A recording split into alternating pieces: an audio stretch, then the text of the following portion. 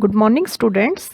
We have completed our UV spectroscopy till now, and today I will discuss some problems from your previous year papers from the UV spectroscopy. UV spectroscopy के आपके जो questions जिस type के आपके examinations में cover होते हैं वो उस हर टाइप का क्वेश्चन मैंने आज के इस वीडियो लेक्चर में डिस्कस किया है। और आज की इस वीडियो लेक्चर को देखने के बाद आपकी जो यूवी की कोई भी प्रॉब्लम आपकी अनटच्ड नहीं रहेगी। तो देखिए, हम फर्स्ट प्रॉब्लम अपनी लेते हैं। UV spectrum of acetone shows 2 peaks at 279 nanometer and 189 nanometer. ठीक है, आपको ये लैम्डा मैक्स की वैल्यू गिवन है 279 नैनोमीटर पे और 189 नैनोमीटर पे, और आपसे कहा है identify the electronic transition for each peak. यानी कि ये जो आपकी दोनों ट्रांजिशंस हैं 279 एंड 189, ये कौन सी ट्रांजिशंस की वैल्यूज़ हैं आपकी, ये आपसे पूछ रहे हैं। तो एसीटोन में आपको पता है एसीटोन आपका क्या होता है। Acetone is CH3 C double bond O। ठीक है, और ऑक्सीजन के ऊपर आपके 2 लोन पेयर प्रेजेंट होते हैं। तो आपकी ये जो है 2 टाइप की ट्रांजिशन आपकी शो करेगा। कार्बोनिल ग्रुप है N pi star and pi star. ठीक है, ये डिटेल में मैंने इलेक्ट्रॉनिक ट्रांजिशंस में आपको बताया हुआ है कि अगर जैसे ये पाई है, पाई वाला आपका एक्साइट होके पाई स्टार में चला जाए तो वो आपका हो जाएगा पाई स्टार ट्रांजिशन। और N पाई स्टार ये वाला जो आपका नॉन बॉन्डिंग इलेक्ट्रॉन है, अगर ये नॉन बॉन्डिंग आपका एक यहाँ पर शिफ्ट हो जाए तो वो आपकी हो जाएगी N पाई स्टार ट्रांजिशन। ठीक है, अब हमने देखा हुआ है हमारे जो डिफरेंट मॉलिकुलर ऑर्बिटल्स प्रेजेंट हैं वो इस तरह प्रेजेंट हैं आपके। सबसे लोअर मॉलिकुलर ऑर्बिटल जिसकी लोएस्ट एनर्जी होती है that is sigma, and then your pi, then non bonding, and then आपका आता है pi anti bonding, and then आपका आता है सिग्मा एंटी बॉन्डिंग। ठीक है, तो आप देख रहे हैं N पाई स्टार के बीच में एनर्जी गैप आपका सबसे कम होता है और पाई स्टार के बीच में एनर्जी गैप ज़्यादा होता है। तो यानी कि N पाई स्टार ट्रांजिशन के लिए you have to require less energy. And मैंने आपको पूरी यूवी स्पेक्ट्रोस्कोपी में बताया था, ये पॉइंट आपका बहुत बार यूज़ होगा, energy is inversely proportional to wavelength. तो लेस एनर्जी का मतलब यानी कि वेवलेंथ आपकी जो है लैम्डा मैक्स की value that will be high. ठीक है, तो N पाई स्टार की वैल्यू ज़्यादा होगी, पाई स्टार की वैल्यू कम होगी। तो यानी कि N पाई स्टार जो है that is at 278 nanometer and pi star transition will occur at 189 nanometer. ठीक है, तो यानी आपने बस यहाँ पे यही बताना है कि ये जो आपकी पीक आई है 279 नैनोमीटर पे that is due to N pi star transition, and जो आपकी 189 नैनोमीटर पे आई है that is due to pi star transition. Right, then next question, which absorbs UV radiation. यानी कि कौन से कंपाउंड आपके यूवी रेडिएशंस एब्जॉर्ब करेंगे। आपको इस तरह भी कह सकते हैं ये क्वेश्चन, कौन से कंपाउंड्स आपके यूवी स्पेक्ट्रम शो करेंगे and which compounds are UV active. एक ही बात है। ठीक है, जो यूवी रेडिएशंस एब्जॉर्ब करेंगे that compounds will be UV active, यानी कि उन कंपाउंड्स का यूवी रीजन में आपका स्पेक्ट्रम आएगा, यानी कि आपका बैंड आएगा, पीक आएगी फ्रॉम 200 नैनोमीटर टू 800 नैनोमीटर। ठीक है, यही हमने यूवी रीजन पढ़ा हुआ है।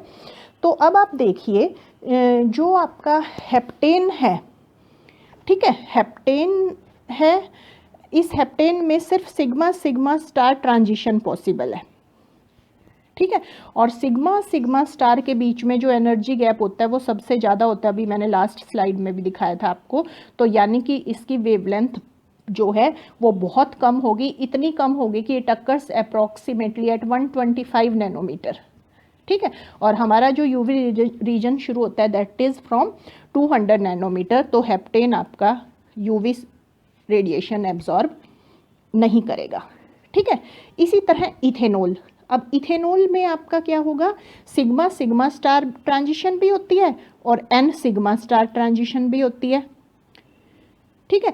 लेकिन ये दोनों ट्रांजिशन आपकी लेस देन 200 नैनोमीटर पे होती है, यानी कि ये भी आपका जो है यूवी रेडिएशन एब्जॉर्ब नहीं करेगा, ठीक है। देन आप लीजिए साइक्लोहेक्सेन, साइक्लोहेक्सेन में भी सिर्फ आपकी सिग्मा सिग्मा स्टार ट्रांजिशन होगी, ये भी नहीं आपका एब्जॉर्ब करेगा।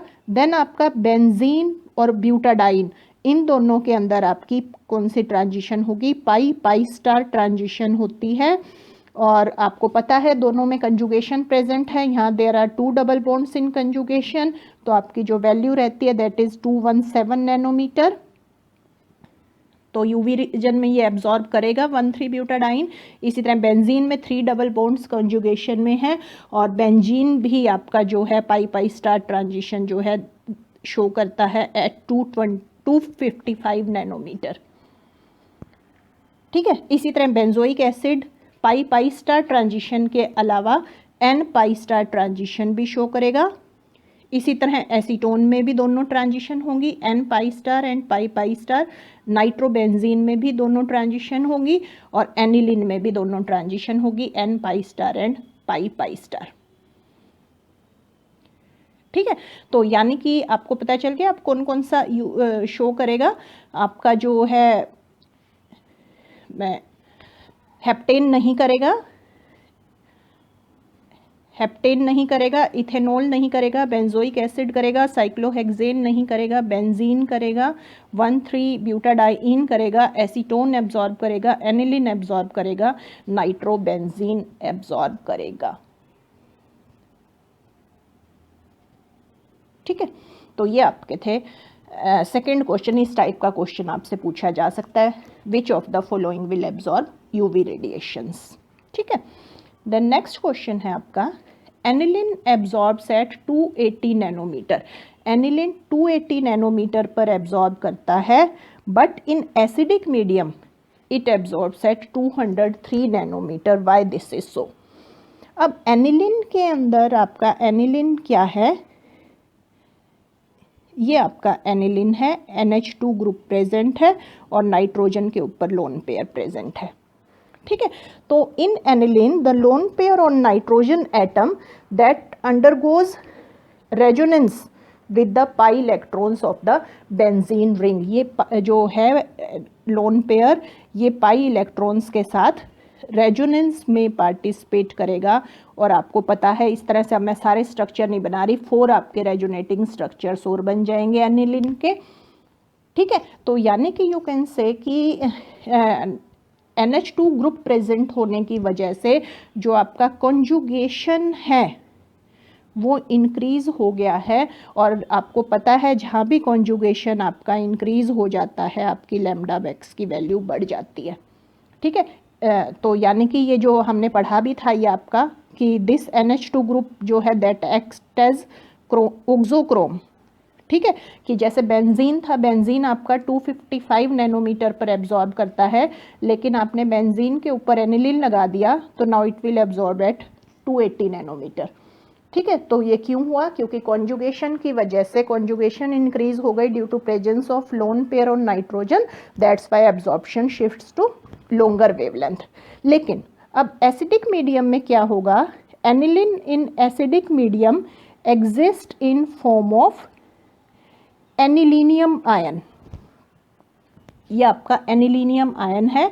तो जो आपका एनिलिन है वो आपका एसिडिक मीडियम में एनिलीनियम आयन की फॉर्म में एग्जिस्ट करेगा।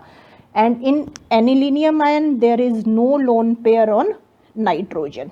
नाइट्रोजन के ऊपर कोई लोन पेयर अवेलेबल नहीं है जो कि कॉन्जुगेशन में आपका पार्टिसिपेट करे with pi electrons of benzene ring, ठीक है। तो यहाँ कॉन्जुगेशन आपकी क्या हो गई, डिक्रीज हो गई। एसिडिक मीडियम में कॉन्जुगेशन डिक्रीज का मतलब लैम्डा मैक्स भी आपकी डिक्रीज हो जाएगी, यानी कि it absorbs at slight lower wavelength as compare to aniline जो कि नॉर्मल एब्जॉर्ब करता है 280 नैनोमीटर पर। बट एसिडिक मीडियम में एनिलिन जो है that will absorb at 203 nanometre. Clear? The next है what is main consideration in choosing solvent for UV spectroscopy, कि यूवी स्पेक्ट्रोस्कोपी के लिए आपको सॉल्वेंट चूज करना है तो क्या आपका मेन क्राइटेरिया होता है। ठीक है, तो क्या आपका मेन क्राइटेरिया होता है जो आप सॉल्वेंट लेंगे that is transparent in UV region. क्या मतलब है इसका? ट्रांसपेरेंट इन यूवी रीजन का मतलब यानी कि उस कंपाउंड की 200 नैनोमीटर से 800 नैनोमीटर के अंदर अपनी कोई पीक नहीं आनी चाहिए। ठीक है, तो यानी आपको ऐसा सॉल्वेंट लेना है which is transparent in UV region, and secondly आप ऐसा सॉल्वेंट लेते हैं जो कि आपका कम पोलर हो, लेस पोलर हो। क्यों? क्योंकि there should be no interaction with solute molecule. Solvent की सोल्यूट मॉलिक्यूल्स के साथ कोई इंटरेक्शन नहीं होनी चाहिए। ठीक है, तो ये आपका मेन क्राइटेरिया है फॉर चूजिंग सॉल्वेंट। तो द 3 कॉमनली यूज्ड सॉल्वेंट जो आप लेते हैं, जो सबसे कॉमनली यूज्ड सॉल्वेंट लेते हैं दैट इज़ योर 95% इथेनॉल। ठीक है, 95% इथेनॉल एक तो आपका चीप भी है एंड एक it is a good solvent, यानी कि it has good dissolving power. Almost all the solutes can be dissolved into 95% ethanol. ठीक है, देन आप वाटर भी ले सकते हैं, हेक्सेन ले सकते हैं, साइक्लोहेक्सेन ले सकते हैं। ये आपके कुछ सॉल्वेंट्स हैं जो कि आप यूवी स्पेक्ट्रोस्कोपी में लेते हैं। ठीक है, आप यूवी स्पेक्ट्रोस्कोपी में अगर आपसे कोई पूछे बेंजीन है, आपका क्लोरोफॉर्म है, कार्बन टेट्राक्लोराइड है, क्या आप ये सॉल्वेंट्स ले सकते हैं? तो आप ये सॉल्वेंट्स नहीं ले सकते। Benzene, chloroform and carbon tetrachloride आप नहीं ले सकते क्योंकि इन कंपाउंड्स के अपने बैंड्स आते हैं in the region 240 to 280 nanometer. ठीक है, and that will interfere with the bands of your solute. ठीक है, तो आपको ऐसा सॉल्वेंट लेना है जिसका अपना यूवी रीजन में कोई बैंड ना आए। Right? The next, the following dance, आपको कुछ डाइन्स गिवन है और उनकी लैम्डा मैक्स की वैल्यू गिवन है और कहा है आपसे आइडेंटिफाई करो कि कौन सी है। ठीक है, अब देखिए आपको वैल्यूज़ गिवन है 176 नैनोमीटर, 211 एंड 215। अब आप पहले ये देखिए कि कॉन्जुगेशन किस में है और किस में नहीं है। मैं सी से शुरू कर रही हूँ। ये देखिए आपका डबल, सिंगल, सिंगल, डबल, तो यानी कि आपका ये जो डाइइन है दिस इज आइसोलेटेड डाइइन। ठीक है, देन यहाँ देखिए डबल, सिंगल, डबल, सिंगल। ठीक है, तो ये आपकी कॉन्जुगेटेड हो गई। इसी तरह ये देखिए डबल, सिंगल, डबल, सिंगल, तो ये दोनों आपकी कॉन्जुगेटेड डाइइन्स हैं और सी जो आपकी है वो आइसोलेटेड है। तो सी आइसोलेटेड है तो अंडरस्टूड है कि इसकी वैल्यू सबसे कम होगी, यानी कि it will absorb at 176 nanometer. ठीक है, अब इन दोनों की बात कीजिए ए और बी की। अब ए और बी में आप देख रहे हैं दिस इज सिस। ठीक है, सेम ग्रुप सेम साइड पे, यहाँ सेम ग्रुप ऑपोजिट साइड पे, तो ये जो बी है दैट इज योर ट्रांस। ठीक है, and trans absorbs at greater wavelength as compare to cis. तो यानी कि जो ट्रांस है that will absorb at 215 nanometre, इसमें कॉन्जुगेशन ज़्यादा होती है एज कंपेयर टू सिस, जिसमें कि स्टीरिक फैक्टर आपका आ जाता है, जिसकी वजह से कॉन्जुगेशन का एक्सटेंट स्लाइटली कम हो जाता है। इतना इफेक्टिव कॉन्जुगेशन का ओवरलैप पाई का आपका नहीं हो पाता जितना कि आपका ट्रांस में होता है। तो ट्रांस की वैल्यू आपकी सबसे ज़्यादा रहेगी। तो trans will absorb at 215 nanometer, cis will absorb at 211 nanometer and isolated आपकी सबसे कम पे एब्जॉर्ब करेगा, तो that will absorb at 176 nanometer. The next, how will you distinguish between following isomeric diines by UV spectroscopy? आपको ये 3 diene दी हुई हैं जो कि आइसोमेरिक हैं। तो आप इनमें कैसे डिस्टिंक्शन करेंगे? तो आप देख रहे हैं ये जो आपकी है दिस इज़ होमोएनुलर डाइईन, ये आपकी हेट्रोएनुलर डाइईन है और दोनों की दोनों आपकी कॉन्जुगेटेड है, लेकिन ये जो है आपकी डाइईन तो है but this is isolated diene. तो आइसोलेटेड डाइईन है तो नेचुरली इसकी जो लैम्डा मैक्स है दैट विल बी लिस्ट। ठीक है, अब हम ए और बी की बात करते हैं। ए और बी हमारी कॉन्जुगेटेड आपकी डाइईन्स प्रेजेंट हैं, तो ए और बी की अब हम लैम्डा मैक्स देखेंगे किसकी ज़्यादा होगी। तो कैलकुलेट करके देखिए, ये आपकी होमोएनुलर डाइईन है तो पेरेंट वैल्यू आपकी जो रहेगी दैट विल बी 253 नैनोमीटर। ठीक है, और रिंग रेजिड्यू देखिए 1 2 3, 3 रिंग रेजिड्यूज आर देयर। तो एक के लिए आपको बताई थी 5 इंक्रीमेंट होती है तो 3 के लिए 15 हो जाएगी। ठीक है, then there is 1 exocyclic double bond. कौन से वाला? ये वाला। ठीक है, this bond is exocyclic to this ring X. ठीक है, तो उसकी इंक्रीमेंट होती है 5।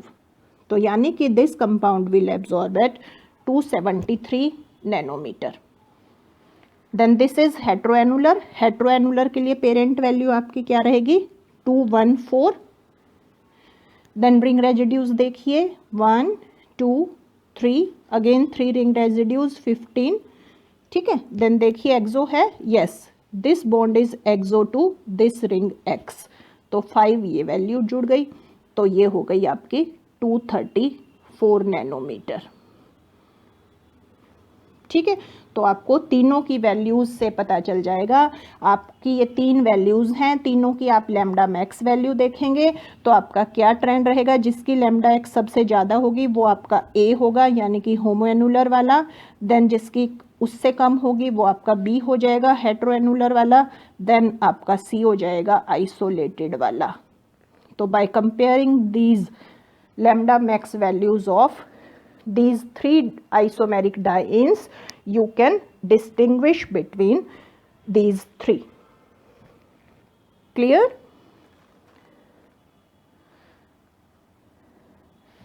The next question is, of the following pair of compounds, which one will absorb at longer wavelength? आपको pairs given है, तो first pair आपका है ethyl benzene, मैं ड्रॉ कर देती हूँ। This is your ethyl benzene and styrene. Styrene is this CH double bond CH2, this is styrene. तो देखने से ही अब आपको पता चल गया होगा कि styrene will absorb at greater wavelength as compare to ethyl benzene. ठीक है, वाई दिस इज सो? क्योंकि स्टाइरीन के अंदर आप देख रहे हैं ये पाई इलेक्ट्रॉन्स प्रेजेंट है that are in conjugation with pi electrons of the benzene ring. ठीक है, तो यानी this is double bond is extending conjugation, conjugation को इंक्रीज कर रहा है आपका इस सिस्टम में। तो एक्सटेंडेड कंजुगेशन की वजह से इसकी जो लैम्डा मैक्स है that will be more as compare to ethyl benzene. Ethyl benzene में इस टाइप की कोई इंटरेक्शन पॉसिबल नहीं है। There is no extending conjugation in ethyl benzene.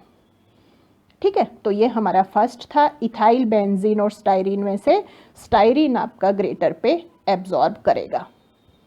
ठीक है, देन दूसरे एग्जाम्पल पे आइए, सिस एंड ट्रांस 1,3 पेंटाडाइन। ये अभी ऊपर भी हमने किया, trans will absorb at a greater wavelength as compare to cis. Again जो इफेक्टिव ओवरलैप है वो ट्रांस में ज़्यादा होता है तो कॉन्जुगेशन का एक्सटेंट ज़्यादा हो जाता है। ठीक है, देन आपका है एसीटोन और बेंजोफिनोन। अब बेंजोफिनोन में क्या हो गया? बेंजोफिनोन को अगर मैं यहाँ लिखूँ तो this is CH3C double bond O, बेंजोनी सॉरी, दिस इज एसीटोफिनोन। तो एसीटोफिनोन आपका ज़्यादा पे एब्जॉर्ब करेगा, क्योंकि आप देखिए एसीटोफिनोन में क्या हो गया, देयर इज बेंजीन रिंग। ठीक है, तो there are 3 pi bonds in conjugation with this carbonyl group. जो कि एसीटोन में नहीं थे। ठीक है, तो more conjugation means lambda max will be more. ठीक है, तो इथाइल बेंजीन और स्टाइरीन में से स्टाइरीन की ज़्यादा होगी, सिस एंड ट्रांस 1,3 पेंटाडाइन में से ट्रांस की ज़्यादा होगी, एसीटोन और एसीटोफिनोन में से आपकी एसीटोफिनोन की वेवलेंथ ज़्यादा होगी। Clear? Then next, an organic compound having formula C5H8 on hydrogenation yields N-pentane। तो कोई भी कंपाउंड आपका अगर हाइड्रोजिनेशन पर N-पेंटेन दे रहा है तो N-पेंटेन आपको पता है स्ट्रेट हाइड्रोकार्बन है। ठीक है, तो यानी कि ये जो आपका हाइड्रोकार्बन है, ये जो आपका अनसैचुरेटेड हाइड्रोकार्बन है, ये भी आपका स्ट्रेट चेन होना चाहिए। ठीक है, अनसैचुरेटेड स्ट्रेट चेन हाइड्रोकार्बन होगा। इतना आपको अभी पता चल गया। क्यों पता चल गया, कैसे पता चला? क्योंकि हाइड्रोजनेशन पे इसने एन पेंटेन दिया है जो कि स्ट्रेट है। ठीक है, कोई ब्रांचिंग नहीं है इसमें। तो यूवी स्पेक्ट्रम इस कंपाउंड का, ये जो कंपाउंड है 176 नैनोमीटर पे आ रहा है। ठीक है, तो 176 नैनोमीटर पर आ रहा है, तो ये चीज़ क्या प्रेडिक्ट करती है कि ये आपका कॉन्जुगेटेड डाइईन तो हो नहीं सकता, क्योंकि कॉन्जुगेटेड डाइईन की वैल्यू 200 नैनोमीटर से ऊपर होगी। तो ये आपका आइसोलेटेड डाइईन हो सकता है। और आइसोलेटेड डाइईन आपका क्या स्ट्रक्चर बनेगा? CH2 double bond CH, CH2 CH double bond CH2। ठीक है, या आपका ये सिंपल स्ट्रेट चेन एल्काइन भी हो सकता है, pentyne C triple bond CH। ठीक है, तो it can be your isolated diene, जो कि आप कह सकते हैं आपकी 1 2 3 4 हुई ना, तो 1,4 पेंटाडाइईन आपकी हो सकती है, या आपकी 1 पेंटाइन हो सकती है। ठीक है, क्योंकि दोनों की हाइड्रोजनेशन जब आप करेंगे तो you will get n pentane. Then indicate the increasing order of wavelength of lambda max। increasing order में अरेंज करना है इन द यूवी रीजन। तो आप देखिए इंक्रीजिंग ऑर्डर में आपने करना है। इसमें देखिए कॉन्जुगेशन का ही देखना होता है इन सब में। तो यहाँ 3 डबल बॉन्ड्स ये कंजुगेशन में हो गए, देन सिंगल आ गया, देन डबल आ गया, सिंगल आ गया, डबल आ गया, सिंगल आ गया, और अगेन फिर आपके 3 जो बॉन्ड्स हैं बेंजीन रिंग के कॉन्जुगेशन में हो गए। तो इसमें कॉन्जुगेशन बहुत ज़्यादा है। यहाँ कंजुगेशन जो है double bond, single bond, double bond, यहाँ आपके 2 पाई बॉन्ड सी हैं कंजुगेशन में। यहाँ मैं लिखूँ तो कितने थे? 3 इस रिंग के, 4 ये वाला, 5वां ये और 3 ये, यानी कि there are 8 pi bonds in conjugation. यहाँ पर 2 पाई बॉन्ड्स इन कंजुगेशन। यहाँ देखिए डबल सिंगल सिंगल डबल, तो देयर इज नो कंजुगेशन, कोई कंजुगेशन नहीं है आपका सी स्ट्रक्चर के अंदर। ठीक है, तो इंक्रीजिंग ऑर्डर, इंक्रीजिंग में करना है, यानी कि सबसे पहले आपका लोअर वाला, तो सी की आपकी वेवलेंथ सबसे कम होगी, then your B and then your A की आपकी सबसे ज़्यादा होगी due to more conjugation in A. जितने आपके कंजुगेशन में ज़्यादा होते जाते हैं आपके पाई बॉन्ड्स, उतना ही आपको बता रखा है मैंने क्या होता है, होमो और ल्यूमो के बीच में जो एनर्जी गैप है वो कम हो जाता है। डिफरेंस बिटवीन होमो, एनर्जी गैप कम होने का मतलब आपकी जो लैम्डा है दैट विल बी हाई। ठीक है, तो सी की सबसे कम रहेगी, बी की उससे ज़्यादा एंड ए की उससे ज़्यादा। Then why n sigma star transition shift to longer wavelength in moving from methyl chloride to methyl bromide to methyl iodide? अब ऐसा क्यों होता है? अब जैसे मैं अगर आपको इनकी वैल्यूज़ बताऊं तो this absorbs at 174 nanometre, this absorbs at 205 nanometre and methyl iodide जो है दैट एब्जॉर्ब्स एट 258 नैनोमीटर। तो आप देख रहे हैं क्लोरो से ब्रोमो से आयोडो की तरफ आप मूव करें तो एन पाई स्टार ट्रांजिशन आपकी लॉन्गर वेवलेंथ की तरफ शिफ्ट कर रही है। वाई दिस इज सो? ठीक है, तो this depends upon electronegativity of the halogen atom present. क्या होता है, जितनी आपकी इलेक्ट्रोनेगेटिविटी ज़्यादा होती है मीन्स इलेक्ट्रॉन उतने ही टाइटली बाउंड होते हैं आपके, और उतने ही टाइटली बाउंड होने के लिए यानी कि आपको उनकी को रिमूव करना है तो आपको ज़्यादा एनर्जी, रिमूव नहीं करना, आपको एक्साइट करना है तो more energy is required for n sigma star transition. ठीक है, जितनी ज़्यादा इलेक्ट्रोनेगेटिविटी उतनी ज़्यादा एनर्जी आपको चाहिए एन पाई स्टार ट्रांजिशन के लिए, और जितनी ज़्यादा एनर्जी चाहिए मीन्स वेवलेंथ आपकी उतनी ही कम। तो आपको पता है इलेक्ट्रोनेगेटिविटी का ऑर्डर क्या है, क्लोरीन की ज़्यादा होती है ब्रोमीन से एज कंपेयर टू आयोडीन। तो आपकी क्या होगी, क्लोरो की आपकी जो है यू कैन से कि क्लोरोमीथेन की आपकी एन सिग्मा स्टार ट्रांजिशन जो है वो आएगी आपकी लोअर वेवलेंथ पे यानी 174 नैनोमीटर पे, और जब आप मूव करके मिथाइल आयोडाइड तक पहुंच जाएंगे तो this will absorb at 258 nanometre, क्योंकि इसकी आयोडीन की इलेक्ट्रोनेगेटिविटी कम है तो कम एनर्जी इसको चाहिए एक्साइटेशन के लिए, और कम एनर्जी का मतलब lambda max will be more.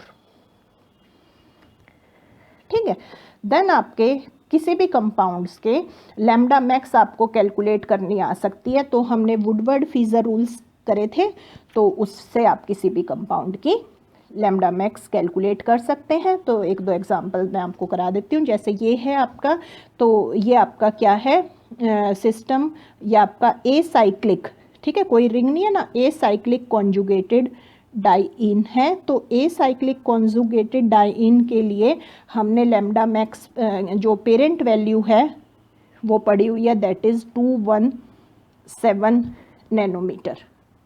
ठीक है, उसके अलावा आप देख रहे हैं इसमें दो आपके एल्काइल ग्रुप्स प्रेजेंट हैं, तो एक के लिए 5 और 2 के लिए 10। तो this compound will absorb at 227 nanometre.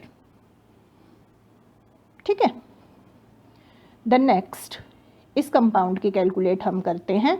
तो सबसे पहले आपको सिस्टम एनालाइज करना है, ये क्या है, तो this is your alpha functional group आपका कार्बोनिल है ना, तो कार्बोनिल से नेक्स्ट कार्बन आपका अल्फा एंड ये कार्बन आपका हो गया बीटा। तो this is alpha beta unsaturated, और ये अनसैचुरेशन आपकी किस में प्रेजेंट है, 5 मेंबर्ड रिंग में प्रेजेंट है। ये जो रिंग है आपकी ये 5 मेंबर्ड रिंग है। ठीक है, तो 5 मेंबर्ड रिंग में अगर आपकी alpha beta unsaturated carbonyl compound हो तो पेरेंट वैल्यू हमने पढ़ी थी क्या होती है, 202 नैनोमीटर। ठीक है, देन आप देखिए और क्या क्या प्रेजेंट है इसमें, there is 1 ring residue at alpha, alpha पर एक रिंग रेजिड्यू है तो उसकी वैल्यू होती है 10। देन आपका एक रिंग रेजिड्यू है बीटा पर, देखिए ये वाला। ठीक है, तो बीटा पर वैल्यू 12, और बीटा पर आप साथ के साथ देखिए एक एल्काइल ग्रुप है। ठीक है, 1CH3 ग्रुप एट बीटा, तो अगेन उसकी वैल्यू भी आपकी 12 रहेगी।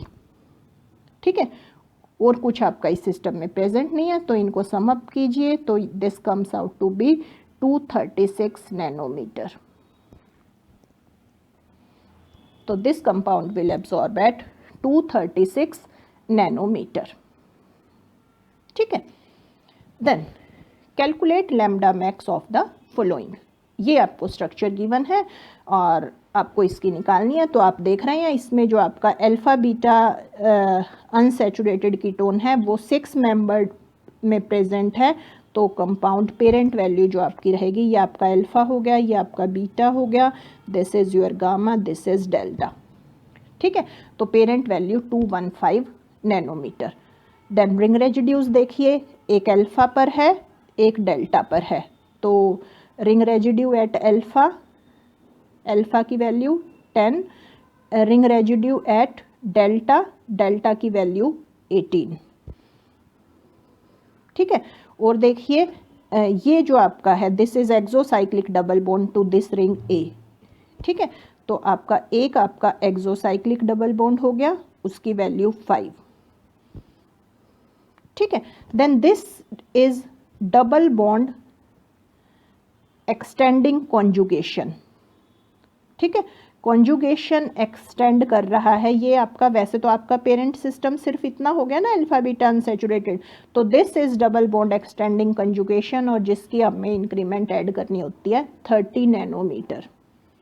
ठीक है, देन आप देख रहे हैं इसमें एक ही रिंग में 2 डबल बॉन्ड प्रेजेंट हो गए कॉन्जुगेशन में, तो this is a homoannular conjugated diene, और होमोएनुलर कंजुगेटेड डाइन के लिए you have to add increment of 39 nanometre.